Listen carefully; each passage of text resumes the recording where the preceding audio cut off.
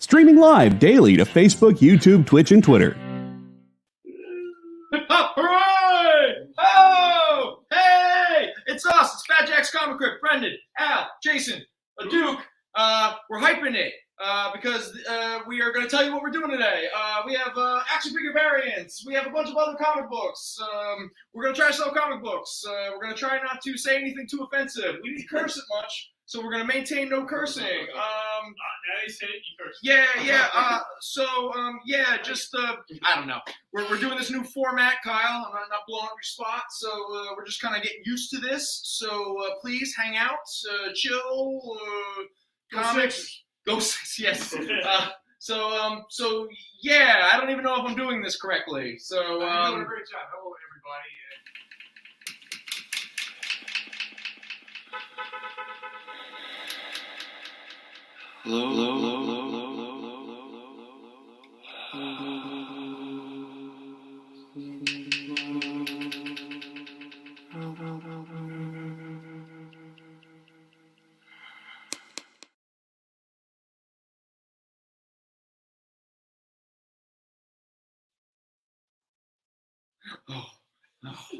We're back.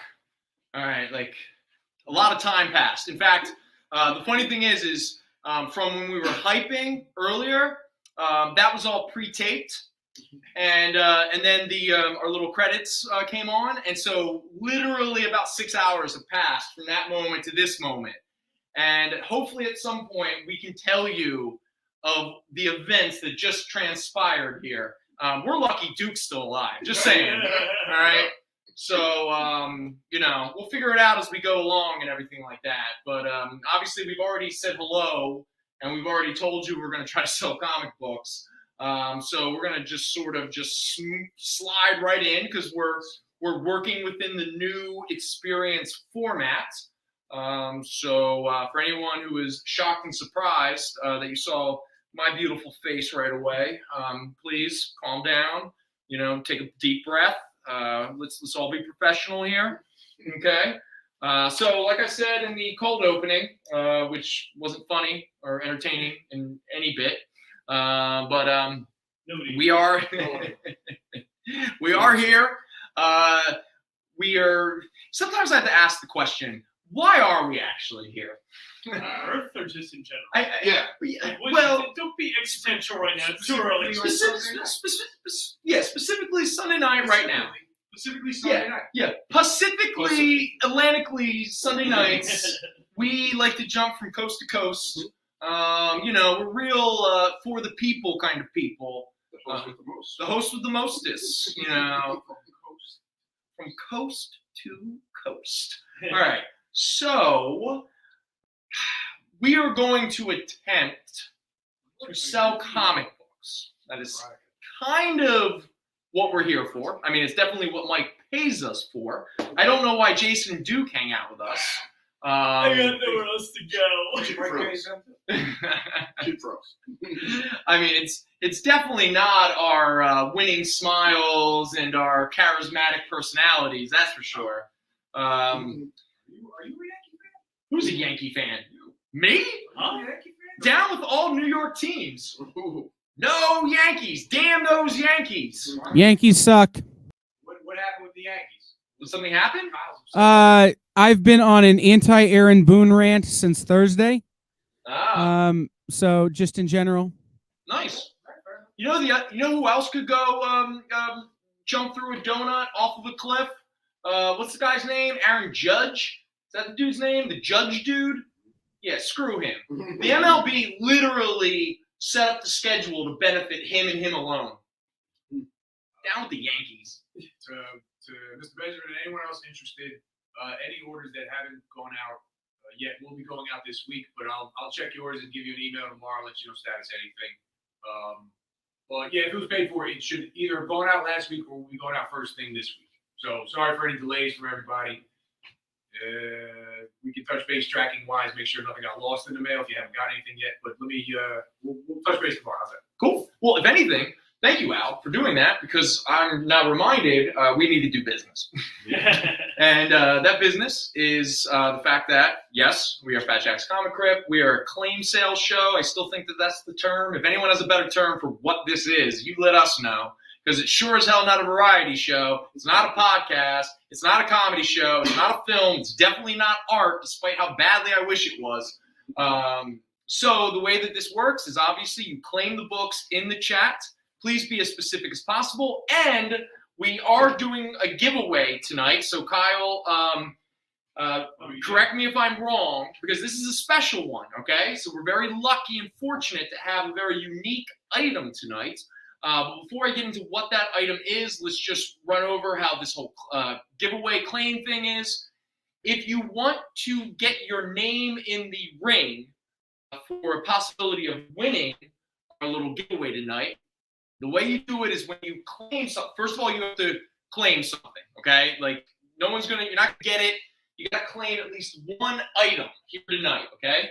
And when you claim that item, you have to do #claim and then whatever book, the title, and the issue number of what you're claiming.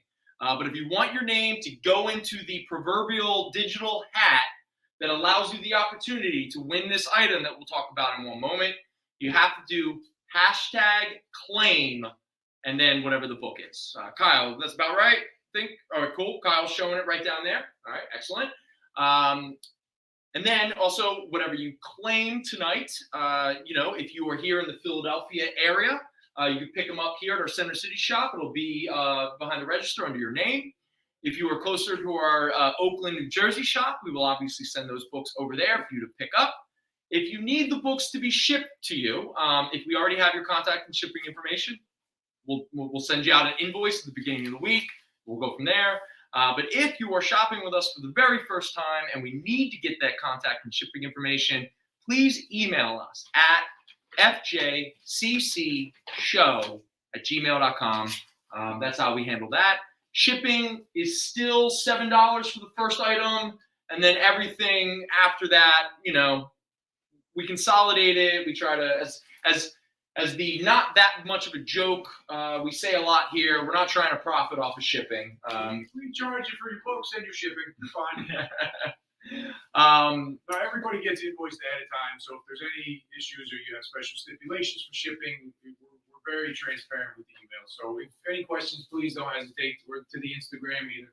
Oh yeah. Also, if you want to follow us on the one social media that is probably the most active, at the FJC Paradox. As always, we really appreciate all the support that you've given. Our little page. In fact, Al did bring this to my attention. It's not that big of a deal in this modern social media world. It's a big deal. But considering that these idiots have done it, it hasn't existed. It's only existed for about 6 or 7 months, and we officially broke we're up to like 300 and something. That's 10 people a day. Yeah, so that's now admittedly about probably 50 or 60 of them were bots. Another 50 of them followed us for one reason and then forgot to unfollow us. But hey, it counts. Wins a win. There you go. Good stuff. All right, let me think. What else? Oh, please, anything that's claimed tonight, especially because some of this stuff. We need the books to be purchased in the next 10 days, right? And if not, again, we're still trying to maintain our New Year's resolution of being slightly better at this as a business.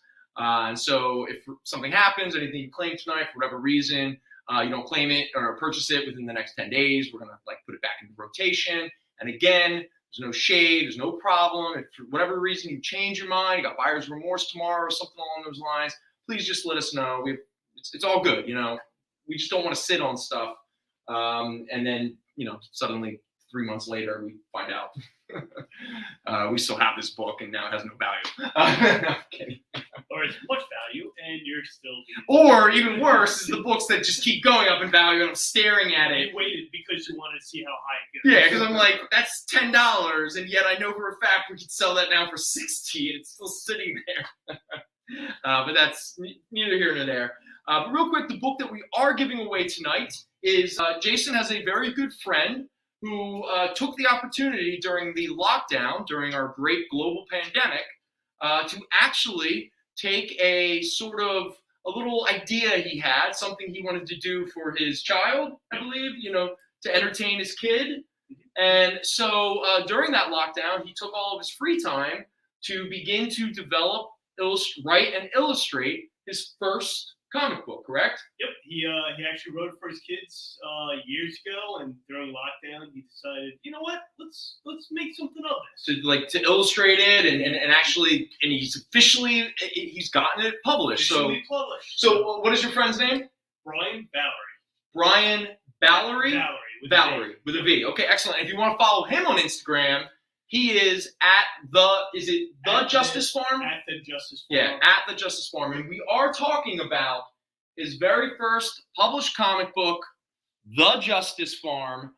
Now, you have read this issue, correct? Yes. And it is a farm of animals. It's a kid's book. It's about animals that get superpowers and fight against other animals that are trying to do bad things in the farm. So Nice. But it's not as political as Animal Farm, correct? it's not Animal Farm. It's a a little more all ages. It's a little bit more. It's optimistic. Yes. So it's a book that I would not have written or illustrated. Correct. Okay. Because it's not sad and depressing. And yes, all right, excellent. Well, either way, again, as we always talk about here, I would love to support and amplify anybody who is doing anything creative, because when it comes to this crappy world, it is better to create than it is to destroy. That's for sure. Even though it's much more difficult to create than to destroy. So either way, so if you want to throw your name into the, like I said, digital hat to win this fresh off the presses Justice Farm Volume 1, all you have to do is when you claim a book that you want to purchase, put hashtag claim, as Kyle's little note says right there. Mr. Kieran, is Justice Farm book for sale anywhere if a customer doesn't win it? Great point. If you go to Instagram and go to the Justice Farm Instagram, he has a link to actually purchase it. Okay, excellent. So, Yes. All right. Now, does he doesn't have like an ISBN number yet for previews? I don't believe so. Okay, so right now he's selling it like. So that's not newsstand. No, it's not. It's direct edition. It's just not worth as much. So nobody will have I hate it, and that's why I didn't buy one. Is this a sticker? What is this? Yeah. Is that a sticker that it comes A with? sticker. Okay, yeah. hey, no, I just want to, let's let everyone know what they could possibly win. Before we go any further, hello, Zayden. I'm sorry. He was doing business. I didn't want to stop. Hey, what's up, buddy? For anyone who doesn't watch our local show, big news, next week, Banana won't be with us. That's the biggest news. The next The best news. No, but Zayden himself will not be in the chat next week because he's going to be here in studio with us. I've definitely decided to call this a studio. I know, right? Yeah. A couple times you said it. I didn't want to correct you, but No. Keep going. Again, they say fake it till you make it. So right now we're officially on a TV studio. 300. Mate. This is the big time. It's the big time. We're really just climbing up the charts. But anyway, I want to let it. Yes, thank you, Kyle. Zayden will be in studio live next week, hanging out with us.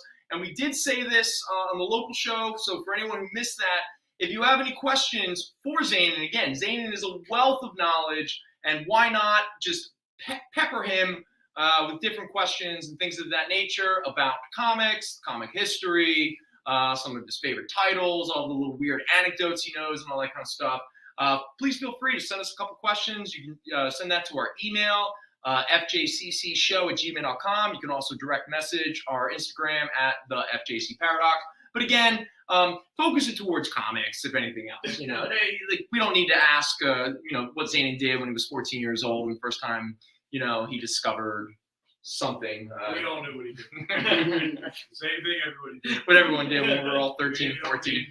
Yeah. Let's, some things don't have to be transparent. Unless that's what you want to talk about, Zayden. Whatever, man. That's your show. But anyway, we really look forward to having Zayden here with us next week. And again, all joking aside, we will miss you, Jason. Jason is going to his Jason has obligations, life obligations. So, okay. So with all that said, I believe that's all the business per se. We're pretty good. So again, as always, we prioritize the chat. So no matter what we're talking about, especially when you have a bunch of stuff here that all looks the same, you can ask any questions. If you want to claim something or what have you. Again, like I said, no matter what I'm talking about or whatever baloney is flowing out of our mouths, we will prioritize your interests. Okay. Real quick to Mr. Benjamin for the shows, books from the previous show, we'll take a look at during the break, and if we have them, I don't think either one of them sold, but we'll do that. Were there any in particular he was asking about? The Aqualad and Yeah. Let's. You got a mic right there. Yeah. He brought it up first, so let's, like I said, let's prioritize. So here we go. So there's some not big news, but in regards to comic book speculation, there was some big news that came out over the past week. Charlize Theron is adapting an original graphic novel. We still don't know the title of it, but it stars Aqualad / Aquaman, also known as Jackson Hyde. He is the son of Black Manta. So there's 2 books that have become kind of keys recently, one of which has really jumped up in value, and one that is percolating. So the first one we want to talk about is Brightest Day number 4. This is a high-grade copy at $20, but this is the first appearance of Jackson Hyde, who will become the second Aqualad. Later, he would drop the lad and become a man, because everyone's got to go through puberty at some point. So there we go. This is Brightest Day number 4, first appearance of Jackson Hyde. And then, so now he is officially Aquaman. This was his miniseries, Aquaman The Becoming. And now this one is, so this is a high-grade copy at $6. And the reason why I say that this one is percolating as a speculation book is because it is the first appearance of a villain by the name of the Deluge, who will later be revealed to be Jackson Hyde's sister. She is another supporting character that plays a role in this original graphic novel that none of us can remember the title for. Thank you to Mr. Went. Brought me the ocean. Thank you. Oh, man. Thank you so much, Mr. Went. Yeah, you brought me the ocean. That is the original graphic novel that is being adapted by Charlize Theron's production company. So, again, the 2 big characters of that original graphic novel is Jackson Hyde here and his sister, who, again, is first introduced in this issue, but we don't know her relation to him quite yet. So that is Aquaman The Becoming, number 1, high grade, $6. And we also have the cardstock variant of Aquaman The Becoming, number 1. That is also a high grade at $6. All right. There we go. Okay, so we do have a couple. There's a couple amazing Spider-Mans that we had in the local show, but they're big keys, so I'll keep them up there if anyone's interested. Also, 2 Batwings that are pretty key at the moment because of the character Luke Fox, the son of Lucius Fox, who became Batwing and also later became John Ridley's Batman. He's a character that is going to appear in the new Batwoman TV series. So his first appearance and everything related to him is starting to have value. What are we looking for? The Brightest Day. There you go. Cool. All right. Thank you very much. And we have some Wolverine sagas. We've got a couple creepies, a couple eerie's, Bizarre Adventures, some Savage Tales, some Volume 2 of Amazing Spider-Man by John Byrne. So if anyone's curious about this stuff, please let Al know, and we'll talk about that. But until then, I've been collecting these. When I say collecting them, I mean I've been gathering them up here at the shop and just having some fun. I pulled together all of the action figure variants that we have here at the shop. We have the Marvel ones, we got a few Star Wars ones, and then we have a couple kind of a mixture of them. I find these to be quite clever. Now, all of these, the Marvel version, they're all by the artist John Taylor Christopher. And I'm pretty sure, correct me if I'm wrong, this is Marvel Legends design from, the mid-2000s? Is that, chat, let me know, this specific design, because this is what's so cool about these action figure variants. They're made to look as close to the original packaging of these action figures. In fact, I'll show off the only one I have, but I have a very strong fondness for the old Secret Wars toy line. So here we go. This is supposed to be obviously an homage to the old Marvel superhero Secret Wars figures. So you would get like the figure, plus you get the shield with the little hologram, and you get like a little sticker and stuff, and they even put it in a barcode. This is pretty clever. So this is Spider-Man and his secret shield. This is Amazing Spider-Man Renew Your Vows #1. This is a high-grade copy at $8. But there you go. So I'm more familiar with this sort of packaging design than I was with these per se. But, still want to show that off. You want to hit break before we do the... Oh, did we get into it? Is it like break time, Kyle? Is it about time? Sure. Okay, so how about this? So when we come back from break, unless you got questions about this stuff, I'm going to just kind of like tear through all of these, and we'll get to some Star Wars action figure variants, and we'll have some fun. So I guess let's do a break right now, and when we come back, we'll jump into these action figure variants.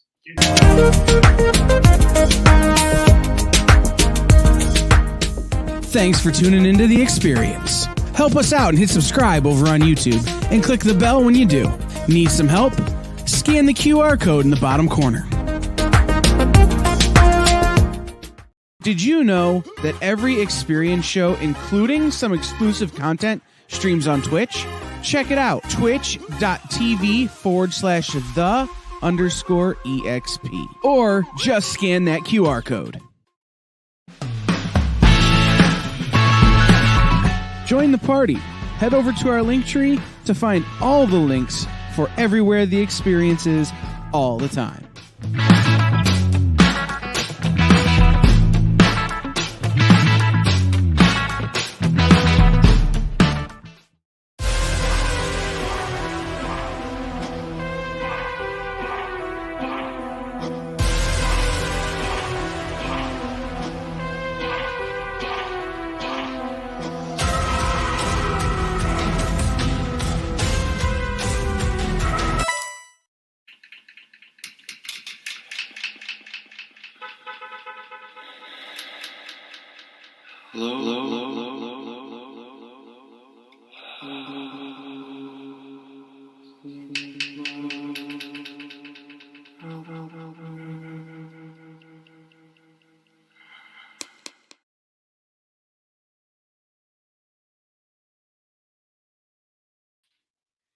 Welcome back, everybody. Yeah, we're having fun. So like I said, we're going to jump into these action figure variants. But first, I want to check in with Jason over here, who has just recently opened up a box, an unopened box, unopened for almost 30 years of Spawn trading cards. And right now, he is having a glorious dopamine rush of opening up packs. So I just want to quickly ask him, have you found any good cards? I found 2 painted cards. The smell alone is worth it. Let's see, what are these painted cards? What is this that we're talking about here? Here's the box. So here's the box for anyone who's never, if you don't remember these, from 1993. There's so many cards. To celebrate 25 issues of Spawn, they put out these action. This is one of my favorites. It's Spawnmobile. Spawn in his car, yeah. Got a Tops Yeah, on the car all right. and Wanda's. Like, okay, fine. Yeah, because cool. I mean, Todd McFarlane likes to buy balls and cars. That's for sure. Real quick, Mr. Everett, did you want both covers for the Aquaman or just the main cover? Just let us know. Yeah, just give us a heads up. Whatever. Whatever. And in case anyone's interested, I think we have one more copy of the and we also have I think one more copy of the Praise Day. Mr. Everett, you need doubles of any of these books? Hey, man. Okay, so these action figure variants. All right. The cool thing about them is they've become pretty rare, or they've started to become rare. And for a lot of reasons, like they are at times sought after. But a couple of these actually are action figure variants of a key issue itself.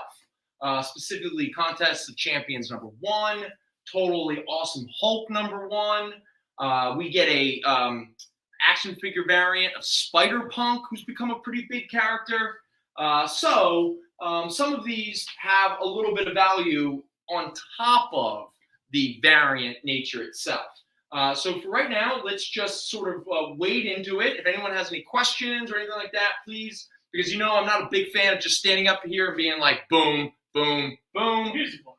But this is kind of going to be that for a little bit. So let's just quickly, this is one now. Again, there were some that are super expensive. Shock of all shocks, we don't have those. Probably the most valuable one we have, even though, and I've tried to sell this on the show months ago, a book that sells around $60 to $80, but even at the 40 I made it at, it doesn't really grab as much interest, but I have a soft spot in my heart for the Howard the Duck and his new girlfriend, Tara, not Beverly, and I can't believe even Howard. What? Yeah. Or if it was like an action figure variant, but it was for the movie, so it was like Leah Thompson. Yeah. And one of the accessories is his play duck. That movie was. I think Laurel wishes that movie didn't exist. All right, we don't have to. Okay. Yeah, let's say the overarching opinion of it is probably right. It's a bad movie, but I have a soft spot for it because of nostalgia and nostalgia only. All right, but I'm not lying to myself and saying it's a good movie. It's not for kids. Oh, it's definitely not for kids. Not for kids. All right, but anyway, real quick, this is Howard the Duck #11, but this, more importantly, in fact, let me be as detailed as possible. But this is the Howard the Duck, Howard and Tara, hard-boiled detective action figure variant, high grade, $40. And then we get, I showed off the Secret Wars, so technically speaking, this is the same book, just different covers, okay? So here we have the Amazing Spider-Man, Renew Your Vows, #1, Mary Jane and Annie. So this is like an Elseworld sort of title where Mary Jane and Peter had a daughter. So this is the mother-daughter spider duo action figure variant. Now, all of these are high grade, so I'm not going to say their grade, they're high grade. So I'm just going to say their price. This is $8. We were talking about earlier. Little Scarlet Spider, little Ben Reilly's Scarlet Spider. So this is Ben Reilly, the Scarlet Spider #1. This is $6. There you go, the original Scarlet Spider. And then we have Black Knight #1, $6. Then we have Black Widow #1. This was part of the Mark Waid, Chris Samney Black Widow run. She even comes with a new head. There you go. The Rogue Spy. That is $6. Oh, no, okay. Now, this is one that has a good amount of value for multiple reasons. All right. So this is Contest of Champions #1, high grade, $20. You get the Mastro action figure. But this is the issue that is the first appearance of the character White Fox. So not only is it a unique variant, but it is actually a first appearance of a character that people are quite curious about. And anything dealing with the White Fox seems to keep inching up in value little by little. And then this is another one that has a teeny bit of value based upon the actual issue that it is, as well as the variant. And this is Doctor Strange #1. This is part of the Jason Aaron, Chris Bachalo series. This is a high grade at $10.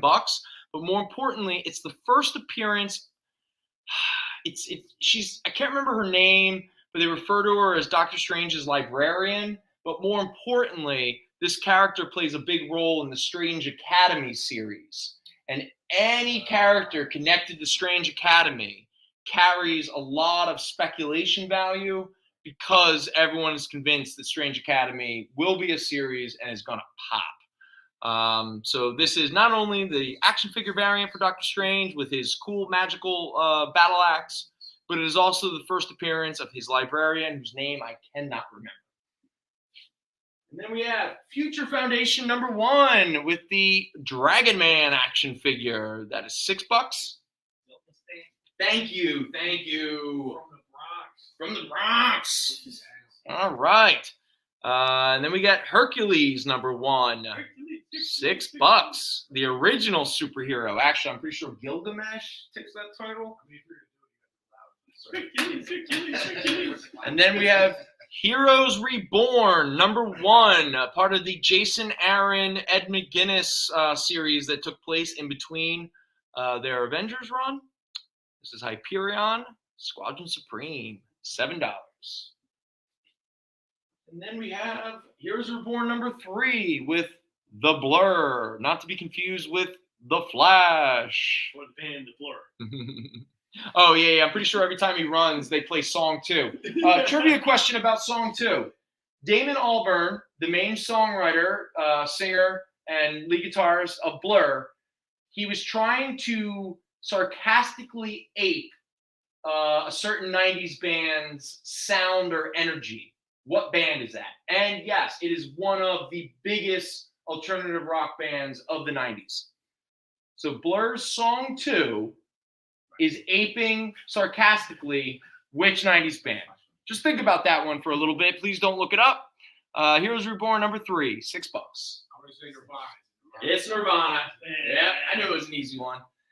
Heroes Reborn #4, Dr. Spectrum. He comes with nothing. Like, if you were to buy this action figure with those accessories, a red disc and a yellow disc, and this probably would have cost like $25 to buy this figure. And yet this is my accessories? Are you kidding me? Yeah, but you know if they put that out, somebody would buy it. Oh, of course. You know people are buy like 2. Yeah, you're right about that. And then How many can I get? They're all collectors' items. here's another one. Heroes Reborn #5, $6. This is Nighthawk. There you go. And look, he has a head with hair and a head where he's bald. That's accessories. And he's got a lot of little pieces that children would choke on. That's for sure. Man only needs one. Okay, now this is one that has this is House of X #6, part of the Jonathan Hickman X-Men event that pretty much began the most recent X-Men franchise. This is the Gambit figure, where he comes with all of his terrible 90s haircuts. And he comes with a couple hands that I love what I'm talking about. How like these are real action figures. All right. But he is, what else am I going to talk about? Other than to be like, here it is and here's his price. It is $8, and he is referred to as the 90s Blue Team Gambit. Oh, now this is a cool one. Now this one has a little bit of value, not because of the issue itself, but because of the variant. This is International Iron Man #1 for $10, but more importantly, it is the Doctor Doom action figure. Because right around the same time that this issue came out was the infamous Iron Man, where Doctor Doom was being a good guy. But the cool thing is you get a couple different masks, and you get the Doctor Doom with the really effed up face. So there you go. Because there's always been great debate. Zane, if you're still there, let me know. Was it Kirby who always wanted Doom's face to truly be messed up? But like, I think he wanted it to just be like a tiny imperfection. Okay, so then Lee really wanted to, because John Byrne decided to retcon where he did that awesome single issue Doctor Doom story in his Fantastic Four run, where Byrne pretty much was like, no, Doom had like the tiniest little scar, but it drove him crazy. And so when he got his like mask, it was like still burning, and then he put it on. And so it was like Byrne having his cake and eat it too kind of thing. Oh, yeah, right. I mean, it was one of them. Yeah, it was something like that. I'm just curious if anyone remembers who of Lee and Kirby, because it was definitely a debate for a long time between some of the original creators of Doctor Doom. I remember that being the thing. It's supposed to be just like a tiny little scar. Yeah, but he was so arrogant and narcissistic and stuff like that. The movies told me he was really ugly. Movies? He did a movie? But I thought when Doctor Doom was in a movie, he used to be But wasn't he a plastic surgeon? He was in all the movies. All right, next up we is. need another Fantastic Four reboot. Yeah. Story, please. Don't worry, we're getting it. This is Nova number 3. This is $8, and that is the Sam Alexander Nova. Now, the one thing I don't understand is why does he come with an extra head? These two heads are literally the same thing. If this was an action, like a real action figure, I'd be pissed. What did I pay for? Yeah, I'm like, it's the same head. What the hell? Next up is Peter Parker, the Spectacular Spider-Man number 1. You get your Peter Parker action figure with that little, that clever little thing where Peter Parker, whenever his spider sense would go off, they would draw half of his face as Spider-Man to kind of indicate that his spider sense was tingling. This is $6. I did too. Yeah, I mean, it was good visual cue. It made sense. Is the spider sense still a thing? Like, do they use that as much? In the lines, like, is it still distinct? Not as much, but it happens. Kind of. Yeah, it's like it's so established now that it's like they feel they don't have to do it. Yeah. This is Power Man and Iron Fist number 1. This is $8. And not only do you get Iron Fist with his black and gold costume, but he gets nunchucks. Because if I've ever seen Iron Fist use a weapon, it's always nunchucks. What the hell? He's got Iron Fist. Why does he need nunchucks? These for iron nunchuck fists. But it's okay because you do get flaming fists of iron. $8. I think it's in. I can't. Okay. I'm trying to think of the Iron Fist. Were you using nunchucks a lot? In Netflix show. Because that was No, Al did. I can say with absolute certainty, Al did not watch the Netflix show. You know what? Episode. Good for that's what I get for giving something a chance. good for you. I heard the only episode from the first season that's worth watching is like the 7th episode because RZA directs it, Yeah. and it's a little bit more like the man with the iron fists or what was But the he name? brings in other characters. Yeah. Too. And what's that? I think he brings in other characters. Like weirder, fun characters. Like for one episode, the show's fun. Typhoid Mary comes in. And it's Oh, like, really? wow. They introduced Typhoid Mary and they blew it. Okay, all right. They blew it. All right. Well, we don't need to relitigate Iron Fist. They're not real. They're just comic covers. They're not dolls or action. This is fun though, because if they were, this is Powers of X number 5, and it's Chamber. But you not only get Chamber with his fiery face, but you also get it with his little scarf mask, and you get it when he had a beard, because They straight up all look like beards. right. But here's the funny thing about the beard: how would the beard cover up the flaming like? Yeah, it'd be on fire the whole time. You know, it'd be crazy. Anyway, $6. Beard on fire. Anyway, so moving on. And now we have Powers of X number 6. Now, Powers of X was the second part of the House of X Jonathan Hickman stuff. So if I keep saying Powers of X, and he's like, what is he talking about? Specifically the Jonathan Hickman event that, in my opinion, was some of the best X-Men ever. Anyway, this is Powers of X number 6. This is an $8, and that is an action figure of Armor, who is a main character. Did anyone here watch the X-Men anime that Warren Ellis wrote and was animated? Like there was a Wolverine anime, an Iron Man anime, and an X-Men anime, all written by Warren Ellis, and then animated by actual famous anime production companies. They did the They're all on Netflix if you want They to check did it that out. with Batman and DC did the same thing. Okay, cool. Next up is the Prowler number 1. There you go. New You technology. What? What is New You, man? New You. New You. New You. You got some real New You tech over there. You. NDU New You. All right, Prowler number 1, $6. Okay, once again, like you have a head that is the same exact as that head. But then you have 2 other heads, and the only difference between them is one has a mustache and goatee, and the other one is clean shaven. Again, if this is a real action figure, I might be annoyed. New You. New You. One of my all-time favorites. There you go, Spider-Ham. The Porker. Spider-Man Annual number 1. Peter Porker, the Spectacular Spider-Ham, the Boa Original. What is this word? Boar Original. That's why the two of them are friends. Yeah. Because he doesn't like Spider. Yeah, it's true. It's Who true. said? Whoa, No. time out. I do This is not $8. hate Peter Porker. I love Spider-Ham. Okay, now this is one that actually has value all because of the cover.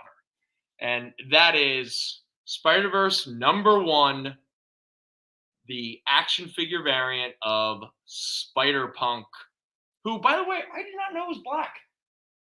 But there he is. Spider-Punk black?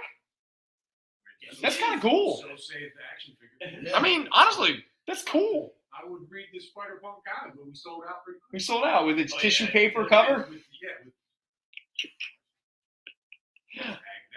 Dude, I don't understand. Every single one of them was damaged because you just touch it. It was terrible when they came out. They were just like sandwiched together. The whole thing. What Marvel was thinking. Anyway, Spider-Punk is a big deal right now. So this one actually has some value to it. I priced it here at $20, but it's a book I noticed online. Goes for a little bit more.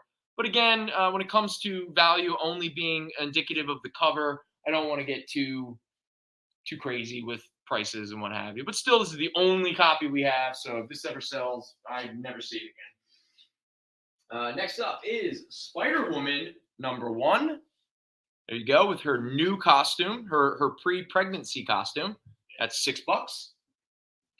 And then we get Squadron Supreme #1 with a different Hyperion. This is the Hyperion that was more of a hero. This is the Heartland Stranger variant. I can't believe how long they've been doing these. I know, isn't it insane? Like, it's crazy. Some of these are crazy to value. Oh, sure. Like, they're wild. $6? Star Wars was the first title to do it. No, I think it was this. I think it was these, yeah. And then they started doing Star Wars. now the Star Wars. Some of the not the ones that we have. A couple of them have a little bit of value. They did this stash of toys for a lot of them. Yeah. But you got to go to G.I. Joe, because G.I. Joe did that first before anybody else. That's a good possibility. Those G.I. Joe, like, before. Yeah, anyone in the chat? Does anyone in the chat know who first started to do these action figure variants? You had like when you bought G.I. Joe's comic, you got the card and when you bought the toy, you got the card and the comic. No, I know that. But that's like I'm talking these variants, these because these are just homage variants. That's all they are. You know. Okay. Next up. Oh, okay. This is the next one that is coming. This one has actual key value, not just the variant itself. And I'm talking about Totally Awesome Hulk #1, the first appearance of Amadeus Cho as the Hulk. So this is a book that usually is, usually about $30-40. But this is the action figure variant of issue #1. High grade copy, $25. But again, this book doesn't just have value because of the cover. Specifically, the value is all in the first appearance of Amadeus Cho as the Hulk. All right. Now this one's fun because I have up here. All right. So now each of these individually is $6. Okay. And I have here Uncanny X-Men #2, the Multiple Man. But I don't just have one. What? I got 2, 3, 4, 5. Did you say you have multiple? I have multiple man variants. So here's the deal. Each of these are valued around $6. But if you want to buy all 5 of them, I can do $15. Yeah, so technically, if you bought each one individually, that would be $30. But if you want to spend $15, you can get all 5 of these, and then you can hang them up on your wall, and you'll have 1, 2, 3. You'll have 15 different multiple mans. All right. Hence, there you go. It's a little fun. it makes so sense. A lot of multiple mans. So anyway, so here we go. If you just want one, $6. But if you want all 5, it only costs you $15. That's pretty nice. I'm gonna do you one better. Yeah. You take all of the action figure variants, you get 20% off. Okay, sure. Spider Punk not included because it was already clean. Okay. Wow. There you go. All right. So those are. And do I have a couple more of these? Yeah, I got a couple more. They're not really the sexy ones, but let's just run through them real quick. This is Uncanny X-Men number 3. This is Legion, but this is the Sane Legion. $6. Yeah, and then we get Uncanny X-Men number 4. That is the Magneto Horseman figure. $6. Uncanny X-Men number 5. The Angel Horseman figure. $6. Uncanny X-Men number 6. The Omega Red Horseman figure. I wonder if the Horseman played a role in the story in this volume of Uncanny X-Men. I don't think so. Only $6. And Uncanny X-Men number 7. Blob. Can you guess what his subtitle is? Horseman. Yeah. Now this one's fun because this one is X-Man, also known as Nate Gray, also referred to as Mutant Jesus. Like literally, Mutant Savior. Horseman Mutant Jesus. Yeah, there you go. This is also at $6. Go. And then we get 2 What If issues. First one is What If Ghost Rider, where you get a reject from Metalocalypse. That is What If Ghost Rider Rawroth. What is it called? Hassenwald? Hassenwald. But he does have a really cool Venom t-shirt of all things. There you go. I think that one's only $6. And then we get the What If Spider-Man Flash Thompson as Spider-Man. $6. There you go. Cool. So those are all of the Marvel action figures. So if anyone has any questions about these, you let us know because I am going to take them off so I can make some room for some other books. We're going to take a quick break. We'll be back in just a quick minute. Okay, excellent. That'll give me time.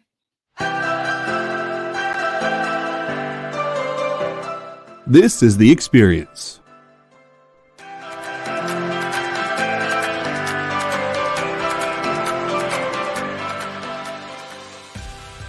Good afternoon, everybody. Hey there, hi there, hello there. You're as welcome as can be. Hi, I'm Nancy McCann. Welcome to Friday Night Live on The Experience. Welcome, everybody. It's Fat Jack's Comicrypt. Brendan, Al, Jason, hanging out. There I am. Welcome back to Kicking It with Henry, folks. I am your host, Henry Kumpel. It's great to be here with you guys. So we are going to talk about books that are in stores this week. Hi, everybody, and welcome to Mishmash. Hello, and welcome to the Black Comics Universe, presented by Peep Gang Comics. And you gotta love it that the first people in the minute to skim it are creators. Up, everybody. Welcome to another Wednesday Warriors. My name is Joey Galvez, and this is my pal Ambrosia. Hey, everybody. Welcome to Space Cadet. Hey. What's up? Welcome, everyone, for another episode of I Must Ask You a Question. Hi, everybody. Welcome to Nerd News Now. Hey, this is Rex. Welcome to Comic Collectibles. Hey, hello, all you happy people. Welcome to the Dan Wickline Show. Hi, everybody, and welcome. This is the crazy show that we do on Thursdays called What's in the Box? What's in the Box? Comic culture and sales.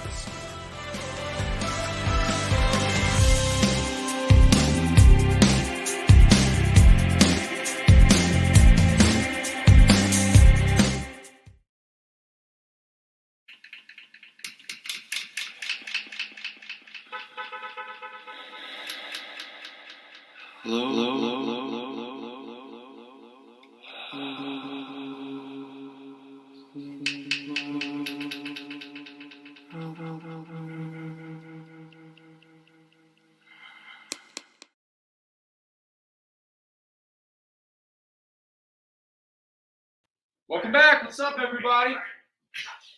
How you doing? Listen, All right. listen the line. Don't break the tradition. Just don't read any Stephen King books. Wait, what? He's never read a Stephen King book. Gary, you've never read a Stephen King book? You have to Two read the thumbs. stand. This guy. Well, I don't know, man. Stephen King, you should really read for the first time when you're like 13, late at night. No, you read the stand through. No, the Stand's brilliant. You read the It is Tower. brilliant. Read the Dark Tower. as like you start, and it's like his as like grown up into like an actual writer. Because the first book it's good, but it's like dramatically it's a mess. I don't know. It doesn't matter. When did this become a Stephen King pot now? Jumping with the Langoliers. Sorry. Oh, Langoliers are terrible. Watch the movie first. I mean, not as bad as Tommy Knockers though. You don't have to. Dreamcatcher. What a piece! And that movie. That movie was Stephen King to start with is the ones he wrote under the name Elmore Leonard. Those are all excellent, and it's not you don't have to worry about movies. Dreamcatcher is an amazing movie. I don't want to hear anything else. Dreamcatcher? Stop. Whoa. In the woods? That one? Yeah. You think Dreamcatcher Good movie. with the butt aliens is a good movie? Okay, there's only 2 movies I've ever almost walked out of. Congo and Dreamcatcher. In fact, You have a Congo tattoo, right? I do. I have a strong memory, and I'm usually I never talk in movies. I don't like it. If I'm watching a movie, I'm just watching the movie, okay? And there was a moment during Dreamcatcher where I half stood up, looked at all the friends that I was with, and I was like, "Do we really want to stay for the rest of this?"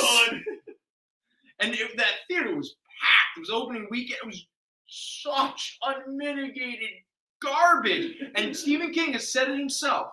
He has no memory of writing Dreamcatcher because it was the first book he wrote after he almost died from being hit by a van. And he was so high on opioids and painkillers that he has no memory of writing Dreamcatcher. And let me tell you, in terms of the book and the movie they made from it, he's better off not remembering. It's definitely not his. It's more like Dan Koontz. No, Dean Koontz is a piece of garbage. Dean Koontz can't write, okay? Okay, if anyone out there has not read Dean Koontz, keep the streak alive. What's it? Read some Elmore Leonard. Lee Schreiber was in the movie. He like his only. Oh, you mean what was that terrible with Ben Affleck with the shadow monsters coming out of the ground? Yes, Meet the Parents. Yeah, Meet the Parents. That's right. Yeah, Meet the Fockers. Yeah, it's a good time. Good time. Did you still have that Deadpool? Number 1? Yeah, number 1. You mean this is it on the wall? sweet, high-grade copy of Deadpool number 1 from 1997 by Joe Kelly and Ed McGuinness. Mr. Benjamin, you got me running looking at the box. First appearance of Blind Al and Cannon Fodder. The beginning of Deadpool becoming the character that we're now all familiar with. Thank God. There you go. This is a beautiful high-grade copy at $75. There you go. All right, so again, if anyone has any questions about the stuff over here to stage left, let us know. If not, there it is. I am going to talk about some more action figure variants. But now we are going to step into some Star Wars. We're going to do a few of... So back in the 90s, they put out their first series of X-Men action figures. This is the packaging that they used for that. We also have a couple rare variants from a very strange crossover between Planet of the Apes and Green Lantern. Raise your hand if you thought, what would be the greatest comic crossover of all times? And you thought Planet of the Apes and Green Lantern. Yeah, that's right.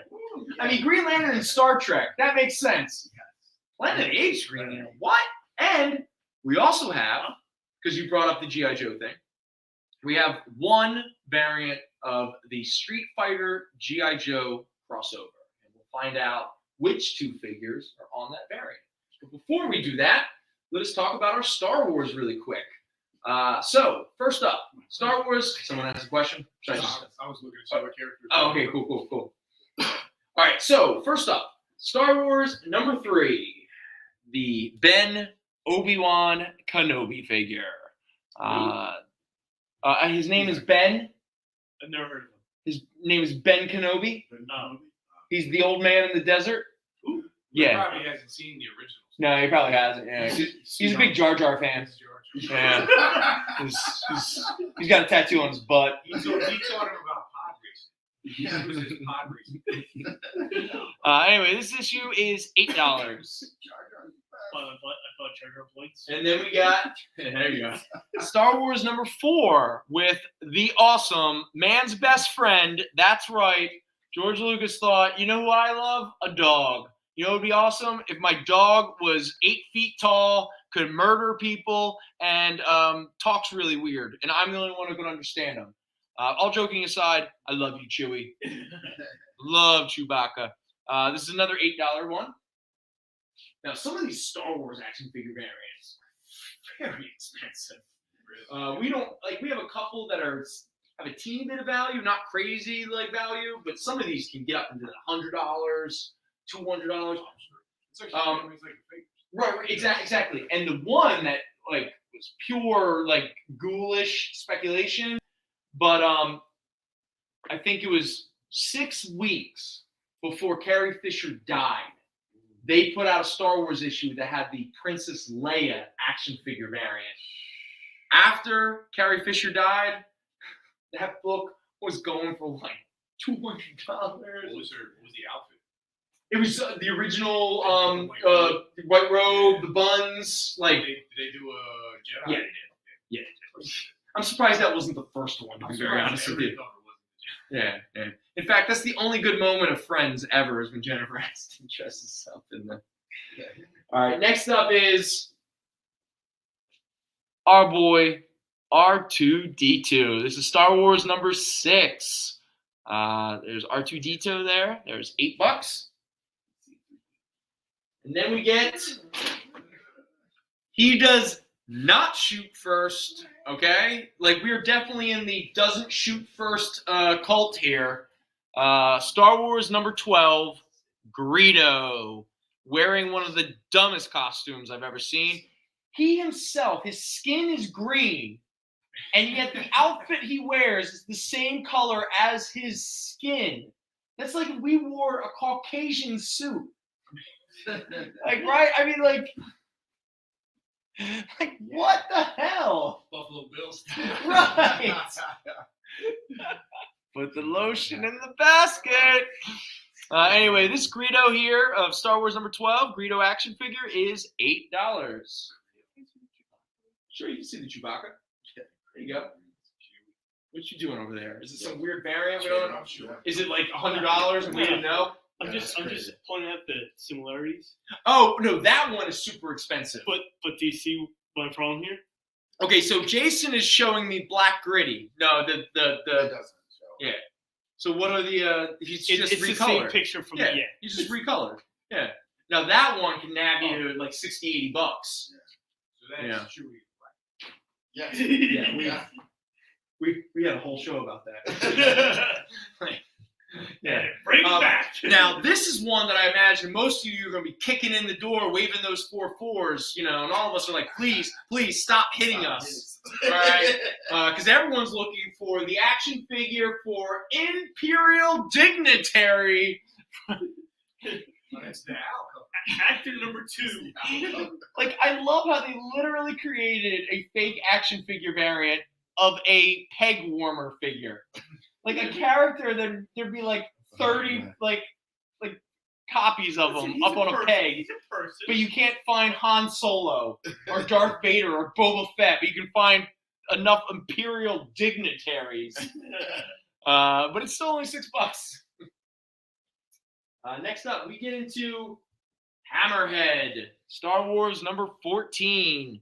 Hammerhead wearing his onesie bathing suit. That's $8. And now we get Snaggletooth, a character that did not have a name, but everyone called him Snaggletooth enough where they were just I guess his name's Snaggletooth. We're running with it. He's helping eliminate what these characters are called. Yeah. Because I never knew most of their names. In fact, more often than not, they didn't have names until they created the action figure. Then they had to come up with a name. That is Star Wars number 15, the Snaggletooth figure. That's $8. And then we get into another peg warmer, the Death Star droid. There you go. Star Wars number 16, $6.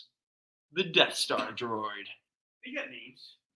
All right. Now, I regret because I have one figure left from my original childhood Star Wars collection.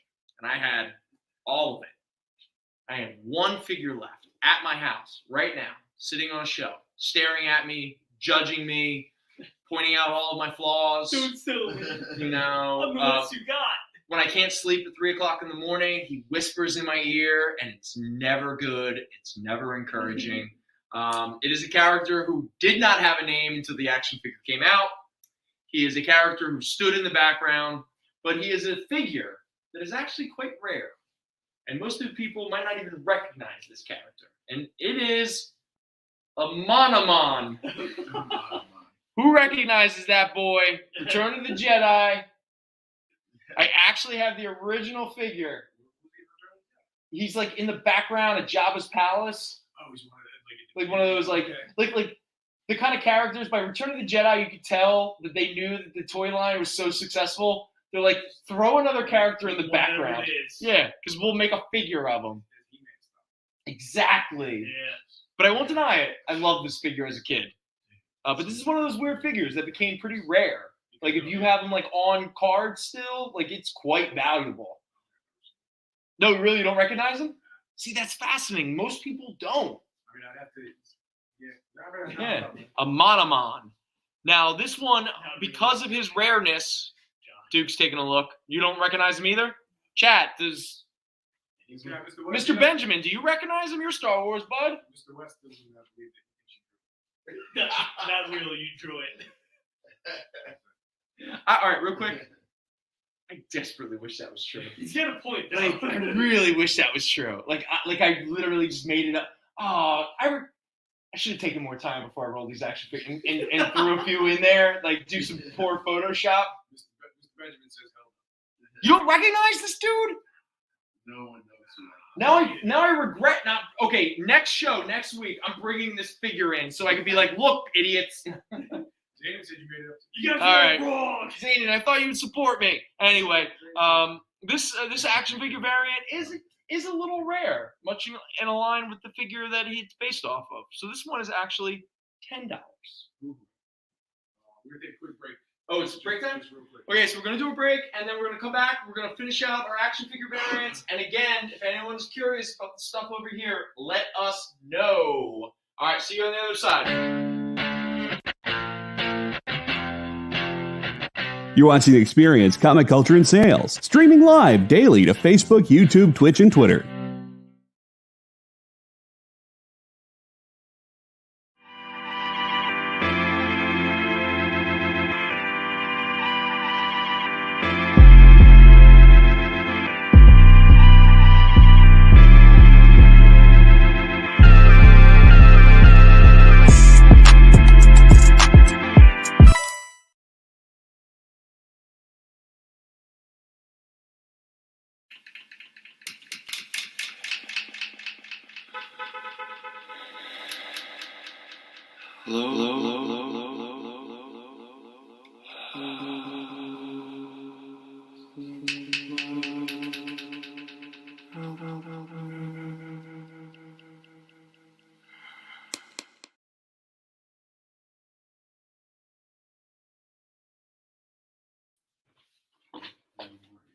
Look him up.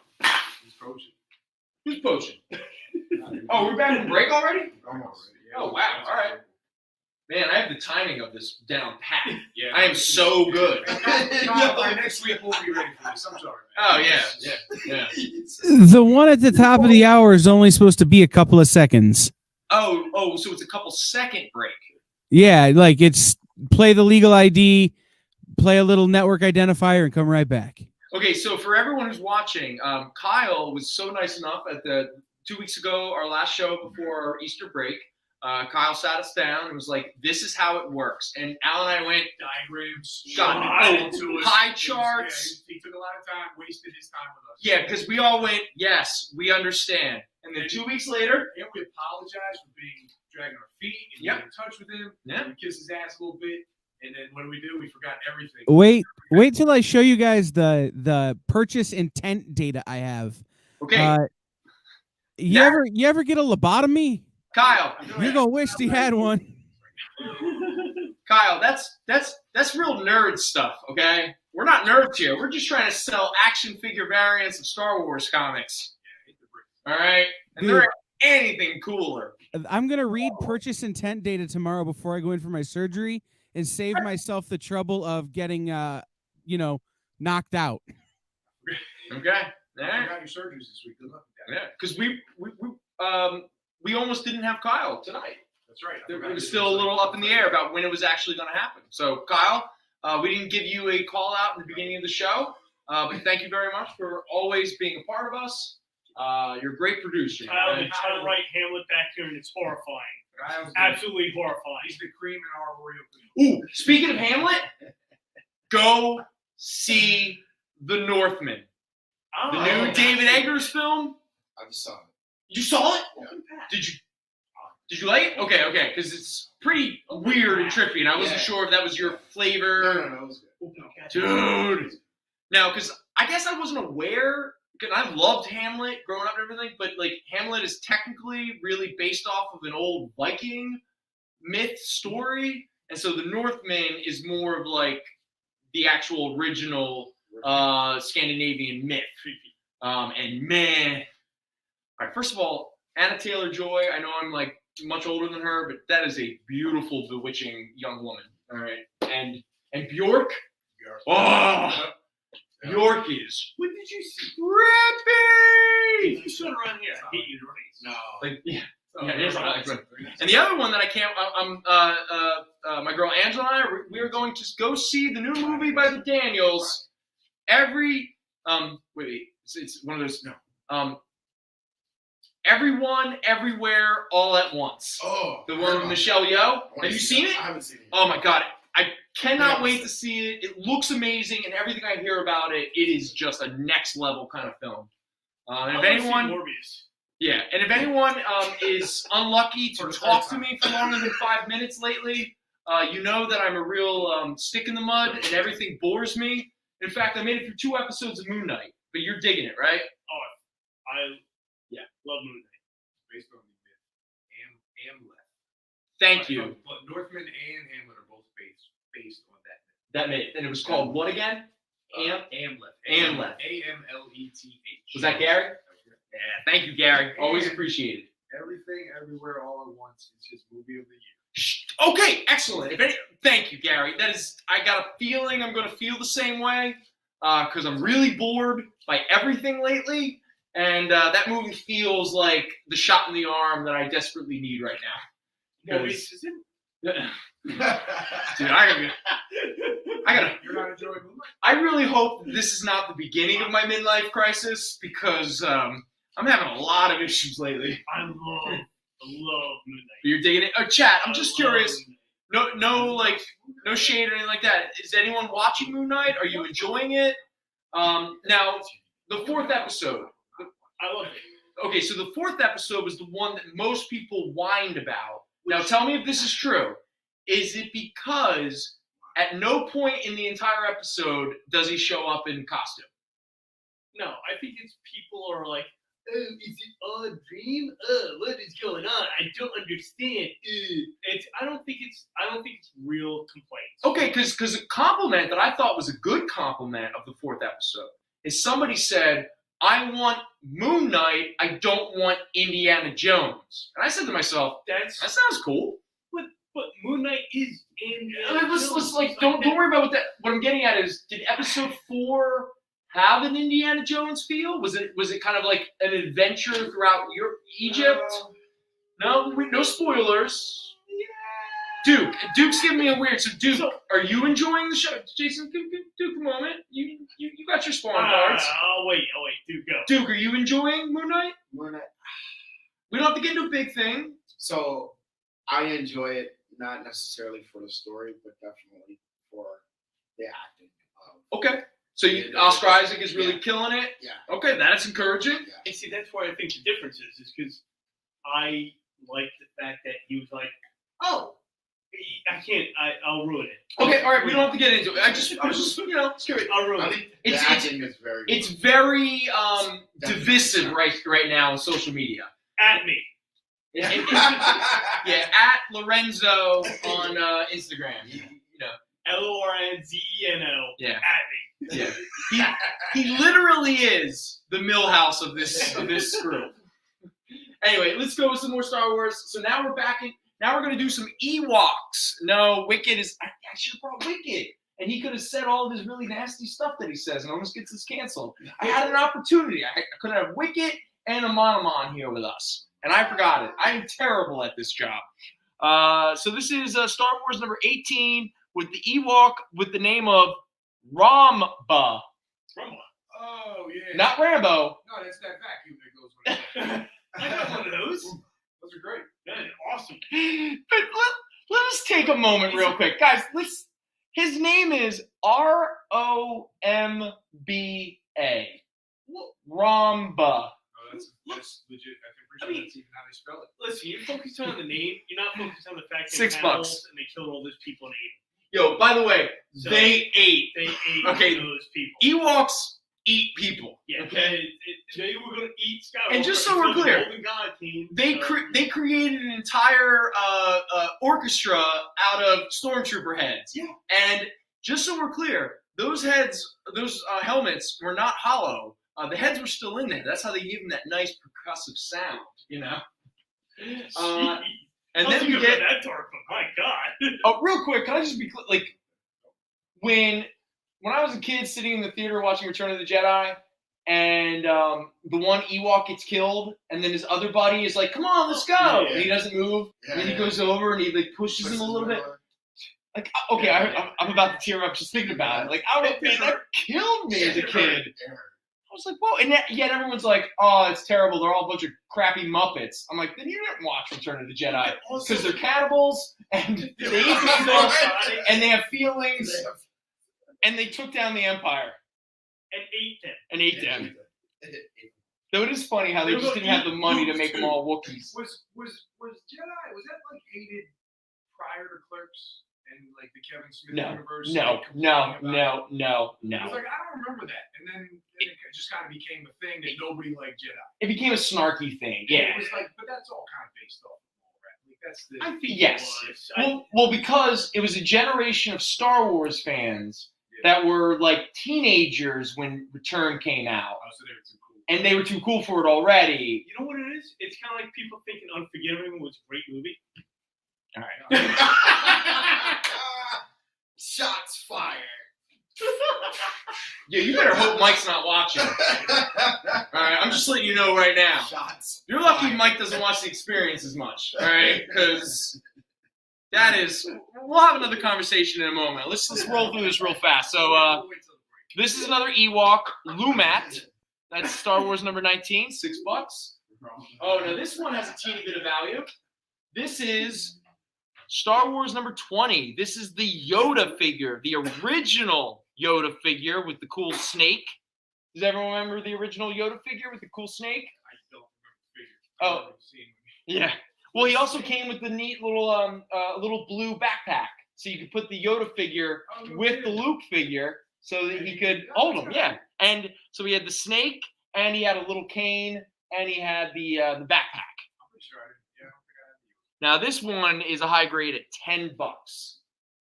Oh, and we're back to another peg warmer, folks. Star Wars number 33, the Bespin Security Guard.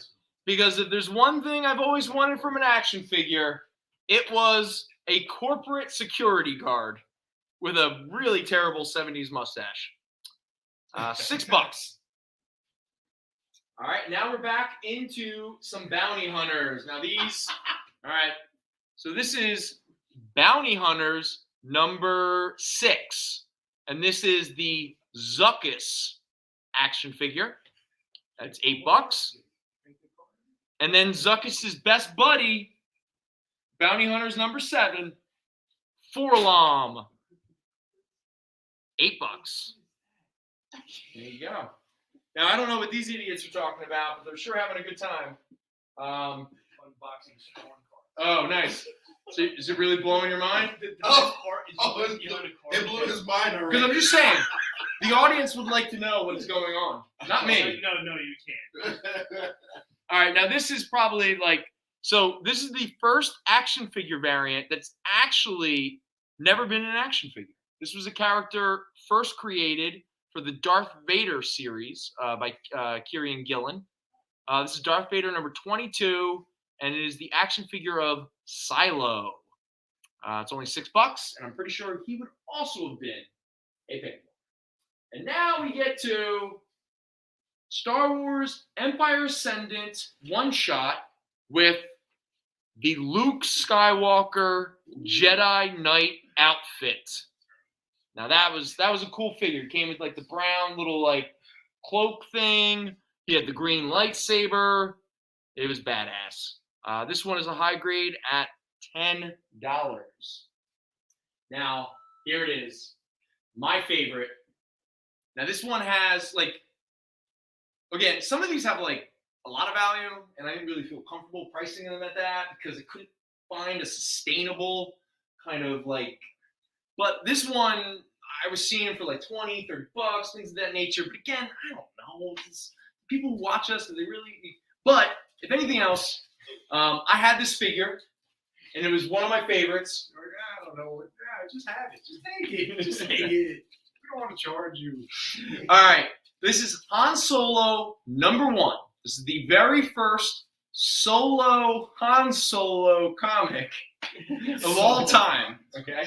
Would you say it's a solo? Just so we're clear. Would have been a solo. But this is probably one of, next to Amanaman, this might be my favorite of the action figure variants because it was also one of my favorite figures that was really hard to get back in the 80s. And this is the Han Solo Carbonite Chamber figure. Now this issue, actually, this is a high grade, and we're going to go for $12. That seems fair. No, dude, somebody spent $50 for this book, okay? Now, that was the highest I found it for. It was averaging somewhere, like, I saw a lot of 25, like 24, 25. Somebody did 32.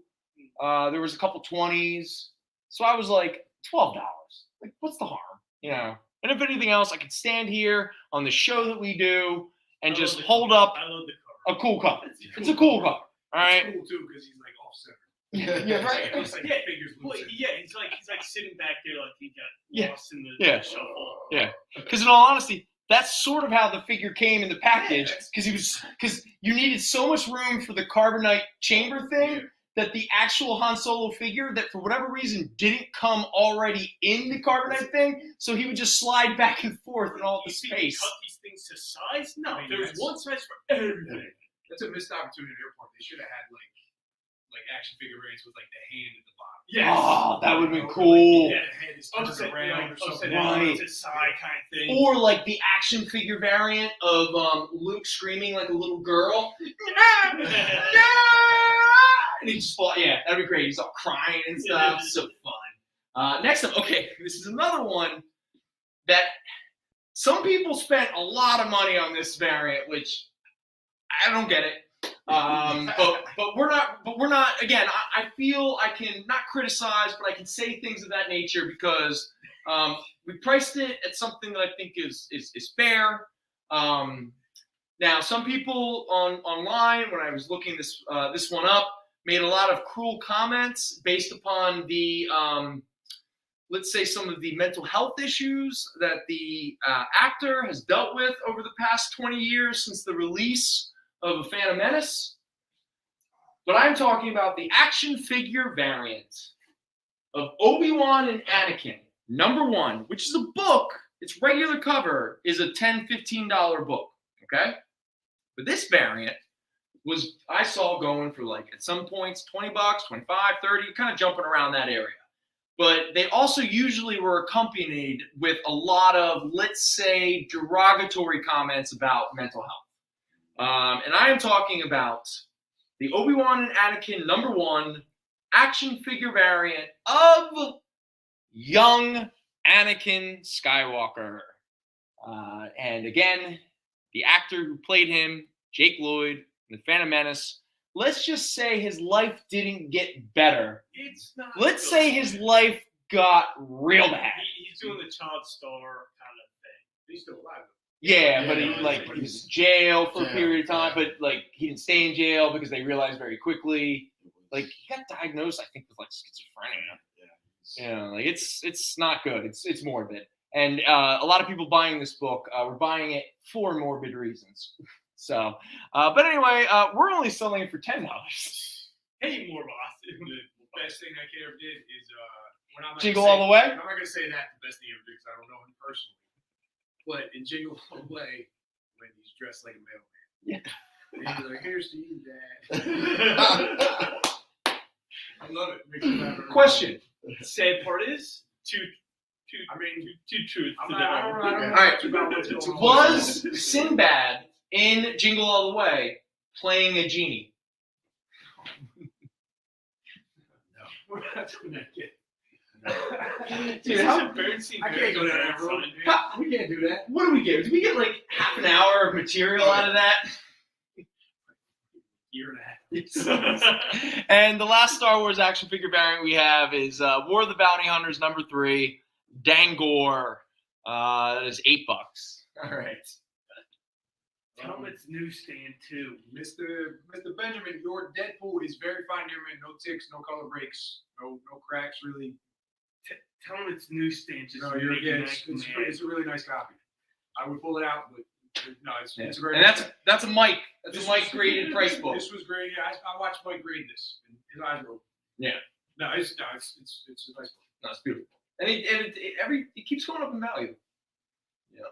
All right, let's burn through some of these X-Men really quick so I can get to the 3 weird ones up on the top right corner. So first up, from Hellions #17.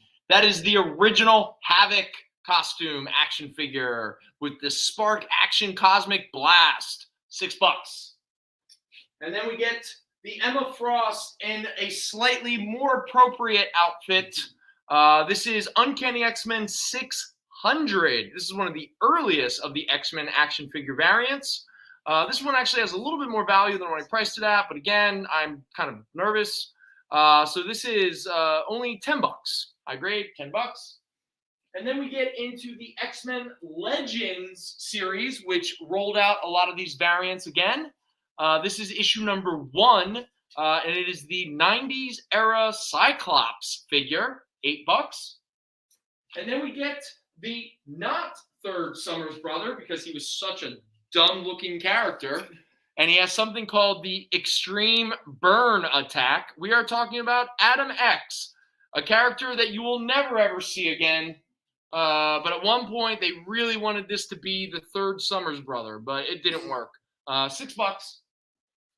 Then you get X Factor era Beast with his spring flipping attack.